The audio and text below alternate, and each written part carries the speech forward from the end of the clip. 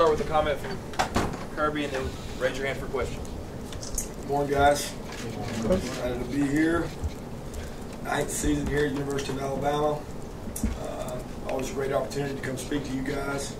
I don't get to do that very often, so I'm sure you guys got a lot of questions for me.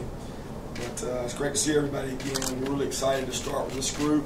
Got a really positive group, a lot of good energy out there. Excited to work with them.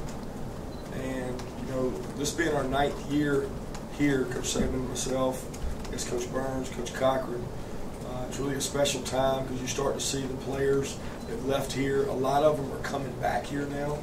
So the off season, we run into a lot of our pro guys, and you kind of see what over the last 9 to 10 years we've been able to touch the lives of a lot of good football players. Been very fortunate to coach a lot of guys. So it's a special time for us here to do things.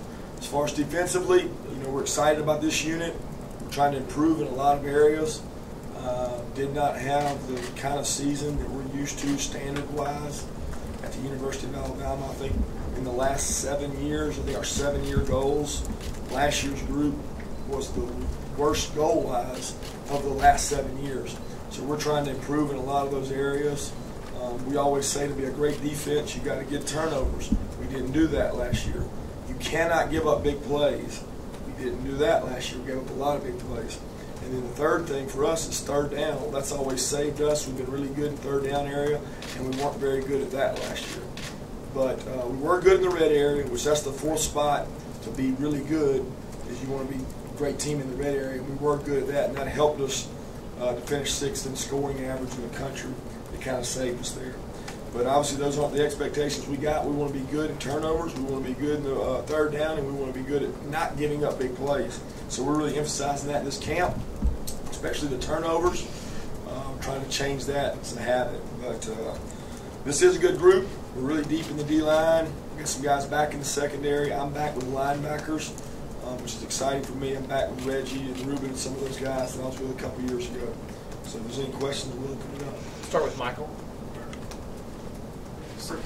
How has Ruben improved his tackling? And secondly, just in the time you've been here, how much has the defense evolved, and in what ways has the game plan, the idea, and philosophy evolved in your time here? I'll open with Ruben first. Yeah, he's tackling better, doing a lot better job. I think he put on some good weight over the summer to help protect himself from injury. Big thing with him has always been health. He's a really fast guy. He's a really sharp guy, very intelligent guy, very instinctive football player. But he's been injury prone. And some of that's been from lack of bulk. Some of it's been from kind of poor tackling and poor habits. So he's tried to improve on that. He knows it's an emphasis for him. Then as far as how we've evolved, I think every year we've had to change a little bit. You know, we did a stat because we were trying to figure out why we were so good. I guess it was 4 years ago, whatever, the 2011 defense that was so good against LSU in the championship game. You know, that season I think we had 5 run-pass option plays throughout the 800 plays. And then we looked at last year's, had over 120 run-pass option plays. So obviously the game's changed, the teams we're playing have changed, and we've had to evolve with it. So that team was a big physical presence team that was good at stopping the run, had 2 first-round corners on it, and both played well. You know, in recent years, the run-pass option has evolved to make offensive football a little bit better. And we've had to change with that. We got to do more things. You got to play more split safety coverages. You got to help your corners in a lot of different ways.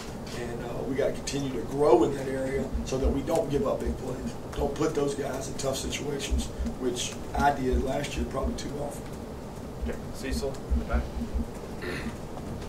Coach, this is probably, you're probably focused on camp, and this is looking ahead a little bit. But when you're in the SEC, y'all have a stretch where you play Georgia, Arkansas, Texas A&M, and Tennessee 4 weeks in a row.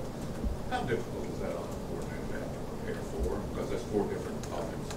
It's challenging. It's challenging in the West because of the disparity in team. I mean, it's just so tough to look and say you got Arkansas, LSU, hitch in the mouth, blood in your nose, and then you got Texas A&M who could be anything, and they're getting more physical. You got to play Georgia. It makes it tough because you got to have 2 kinds of defenses. You got to play spread sideline to sideline. Then you got to turn around the very next week and play smash mouth. So it's tough on us, but you know, Coach does a great job in the off season of preparing us for that. and we look way ahead of these opponents. We game plan way ahead for these opponents. Now, certainly, they change a little too, so we have to look and see what they're doing this year.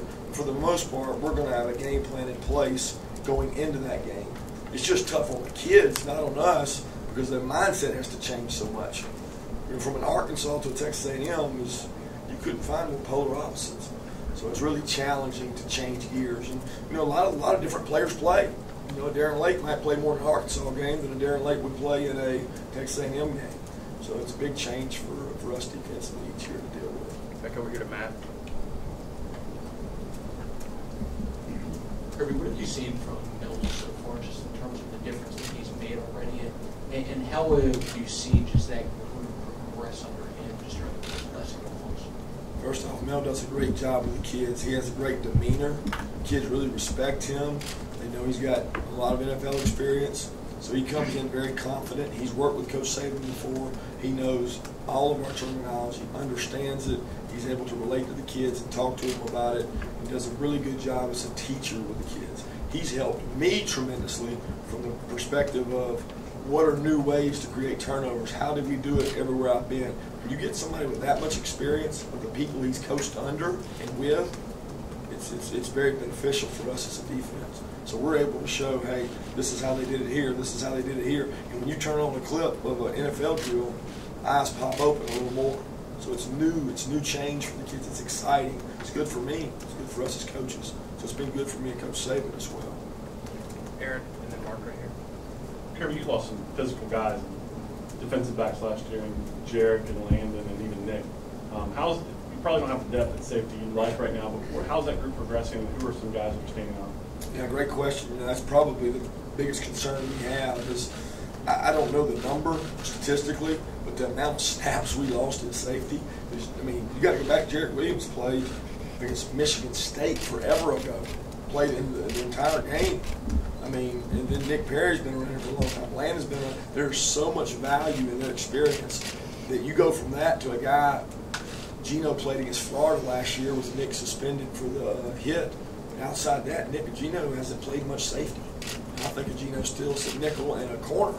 So he's the most experienced guy we got with him, Eddie, and Ronnie Harrison's come along, got a lot of practice in the spring. He's got a long way to go, but he's a very talented athletic player. Jabril Washington played for us and provided depth. Hootie Jones has come along. So those 5 guys have really got to help us and provide depth, and we got to avoid injury there and get some experience under our belt this fall camp, because otherwise we're going into the season without it. Mark Burnett right here. Just how do you see Reggie Ragland grow as a player and also a leader going into this year? Well, Reggie's a guy that's gotten more and more confident each year. He came in very talented. He came in not as knowledgeable, not as instinctive an inside backer. He's gotten better every season. He practices hard. He plays hard. It's important to Reggie. Reggie wants to please you as a coach, and he wants to lead the group as a unit. So he's gotten more confident this year, and he'll talk to the freshmen. He'll talk to Ruben. He's making more calls. Reggie's really a natural leader that now he has the experience and confidence and accolades to be that guy that we need him to be, a bell cow guy. Chris Walsh. 2 things, please.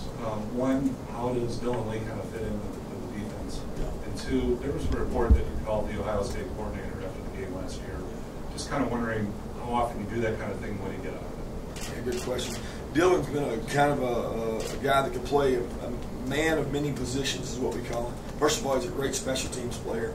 Plays really hard, really physical. Dylan's a fast player, makes a lot of plays on special teams. He's our starting Sam backer. He can make all the adjustments. So you play a team that wants to get you in regular people, big people, and spread people out like Lane does sometimes, does in practice.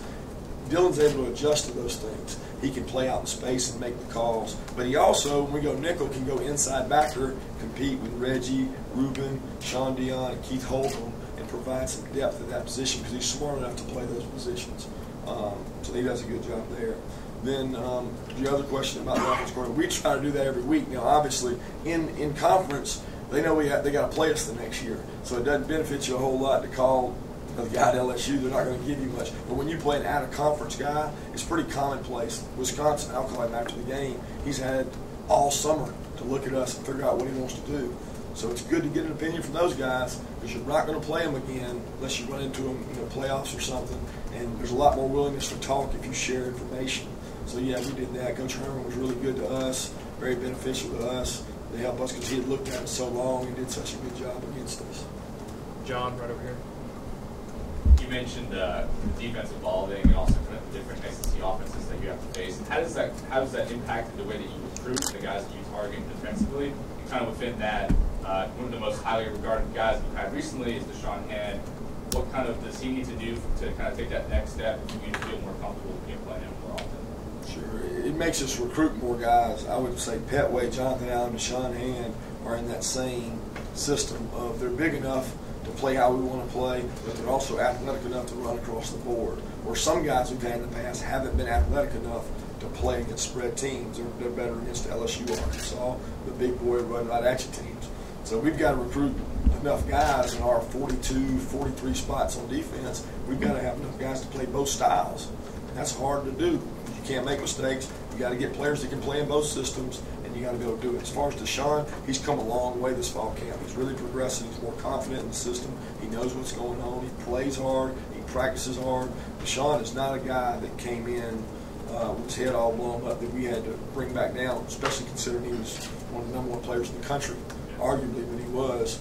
And he's done a great job staying home and working. He's gotten better and better, and he's playing better now. He's got to continue to do that to get in the rotation. Dwayne, right here. Coach, I want to ask you about a couple of players. One, Sean Hamilton, how is he fitting in the mix of trying to become a starter this year? And two, with Sean Evans. Saban talked about situations for him where he can make plays. Just speak about those two players. Yeah, both those two guys have really started to come on strong here as late. I think they understand it. They're playing with more confidence. Sean Dion's one of the smartest players I've ever coached. He's in the likes of CJ and Dante and Rose. As far as the intelligence level, he can make every call in the defense. He knows what's coming before it happens. He loves football. He plays every day out there, and he knocks the crap out of people the way you want a linebacker to do. So I enjoy coaching Sean Dion, and he's doing a good job and growing into a very good player for us. Sean Evans is extremely fast, does a great job with the defense. He's picking all that up. Really good pass rush situations, which, like we said, you got to have the guys. He played, I don't know, 20, 30 snaps against Texas A&M last year because that was his kind of game at the time. But he's also developing at another position, which is outside backer, where he's got to play on tight ends. He's got to play on some tackles sometimes. But he's developing in that, and that's the part that he had to grow at. He was already a natural, really good rusher. He just had to grow and develop another career as a 3-4 backer. And he's doing that. He's doing a good job of growing that. He's still got to put some more size on, but he is a fast, explosive player that's hard to block. John Zener, right here in the blue. Had a two-parter. What were some of the big factors you saw in a defense that goes from shutting down Texas A&M, awfully hard to do, in a couple months to giving up all the yards and points against Auburn and Ohio State? And second part is, which kind of game do you watch more, study more? I don't understand the second part. You mean do you watch? Are you more likely to watch a shutout a bunch of times, or watch the games where you didn't do so well more times? Well, as far as off-season study, we're going to watch them both, but we obviously have to correct the mistakes. There's a whole lot more mistakes in that Auburn and Ohio State game than there were in that Texas A&M game. First thing that contributed to that was the quarterback play of each one of those games. You're talking about complete opposites. No offense to the Texas A&M guy, but he didn't play very good against us, and certainly we played better against them and executed better against them than the other. But now those other two teams had a factor that A&M didn't have, which is a dominant physical run game right at you that A&M's trying to change. But going into that game, they were not a dominant physical run at you team. Don't make no mistake about it now. Auburn and Ohio State are not spread football teams. As much as y'all call them spread, they run the ball at you. They run power. They run counter. They're a physical run football team. And the combination of that and giving up the big plays is what got us, because we've always been pretty good at playing the physical part, the run, stop the run, but it's giving up the big plays and the exposure to risk out at corner that probably got us. And the quarterback play of both those teams was good in those games. But we watch those games hard, obviously, because that's how people are going to attack us. If they're not going to attack us like A&M did, they're going to attack us like Auburn and Ohio State did. So we know it's coming back down the road. Don Haas in the back. This will be the last one. Coach, doing a story on your time at Valdosta State under Chris Hatcher, who's at Sanford now. How much of a learning experience, Will Muschamp was on that staff as well, that earlier in your career? It was a great learning experience. As a matter of fact, it was nothing but learning. I mean, I was 2-3 months removed from being cut from the Indianapolis Colts and had not coached ever in my life. I'd only been a player. So for Chris to give me an opportunity to come in and be my own position coach at maybe 22 years old, I don't know, maybe I was 23, I don't know, but I was lucky to be doing it because some of my players were 21.